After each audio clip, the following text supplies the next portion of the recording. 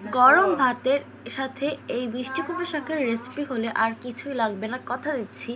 আপনারা যে এই শাকটা একবার খাবেন সে বারবার খেতে চাইবেন। আসসালামু আলাইকুম। আজকে আমি রান্না করবো মিষ্টি কুমড়ো শাকের ভিন্ন একটি রেসিপি। প্রথমেই গরম তেলে দিয়ে দিব পরিমাণ মতো পেঁয়াজ কুচি আর আগে থেকে মাঝখান থেকে চিড়ে রাখা কাঁচামরিচ দিয়ে 2 মিনিট নাড়াচাড়া করে দিয়ে দিব আগে থেকে কেটে বেছে ধুয়ে রাখা চিংড়ি মাছগুলো। এই চিংড়ি মাছের বালাচাও খেতেও ভীষণ মজা লাগে। আমি অন্য একদিন আপনাদের সাথে বালাচাওর রেসিপি শেয়ার করার চেষ্টা করব ইনশাআল্লাহ। তো এভাবে 3-4 মিনিট নাড়াচাড়া করার পর দিয়ে দিব বাকি উপকরণগুলো। প্রথমে দিয়ে দিচ্ছি হলুদের গুঁড়া, তারপর দিয়ে দিচ্ছি মরিচের গুঁড়া। আর এই শাকে কিন্তু বেশি ঝাল হলে একেবারেই মজা লাগবে না। মরিচের গুঁড়া দেওয়ার পর দিয়ে দিচ্ছি স্বাদমতো লবণ, তারপরে দিয়ে দিব একটু পানিটা কষানোর জন্য। পানিটা দিয়ে ভালোভাবে নাড়াচাড়া করে কিছুক্ষণ কষিয়ে নিব।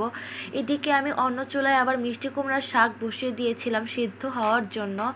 আর এই মিষ্টি কুমড়ার শাক যে আমার কিন্তু খুবই পছন্দের। আমি প্রত্যেকটা দিন অপেক্ষায় থাকি কবে শীতকাল আসবে, আমি পেট ভরে কি কয়টা ভাত খাবো এই মিষ্টি কুমড়ার শাক দিয়ে। এদিকে মশলাটা ভালোভাবে কষানো হয়ে গেছে আর আমার শাকটাও সিদ্ধ হয়ে গেছে। আর এখনই কষানো মশলার যে একটা ঘ্রাণ বেরিয়ে হয়েছে, এখনই মনে হচ্ছে একেবারে পেট ভরে খেয়ে নিই। এখন দিয়ে দিব সেদ্ধ করা শাকগুলো দিয়ে এখন দিয়ে দিব আগে থেকে কেটে ধুয়ে রাখা আলুগুলো। আর এই শাকে আলু দিলে তো স্বাদ আরও দ্বিগুণ বেড়ে যাবে। আর দিব টমেটো। স্বাদের কথা আর কি বলবো, স্বাদ পুরাই চেঞ্জ। এদিকে একটু নাড়াচাড়া করে ঢেকে দিচ্ছি, কিছুক্ষণ পর ঢাকনা উঠাবো। আমি মোটামুটি প্রায় 6 থেকে 7 মিনিটের মতো ঢেকে কষিয়েছি। এখন দিয়ে দিচ্ছি টমেটো। আপনারা চাইলে টমেটোর পরিমাণটা একটু বাড়িয়ে দিতে পারেন, তবে এই রেসিপিতে আমি দিয়েছি একটা টমেটো, তবে এর বেশি টমেটো দিলে মোটেও ভালো লাগবে না। তো একটা নাড়াচাড়া দিয়ে ঢেকে আবার কিছুক্ষণ পর উঠিয়ে দিয়ে দিচ্ছি পানি।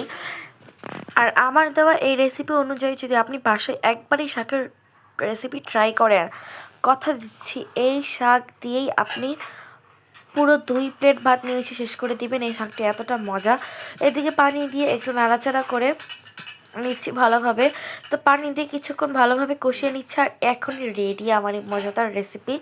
দেখেছেন কতটা অল্প সময় রেডি করে নিয়েছি আমি এই শাকটা। এইটা এত মজার যে একবার খাবে সে বারবার খেতে চাইবে। তো আজকের মতো এই পর্যন্ত, আবার দেখা হবে পরবর্তী ভিডিওতে। আর পেজটা ফলো দিয়ে রাখবেন, চ্যানেলটা সাবস্ক্রাইব করে রাখবেন। আল্লাহ হাফেজ।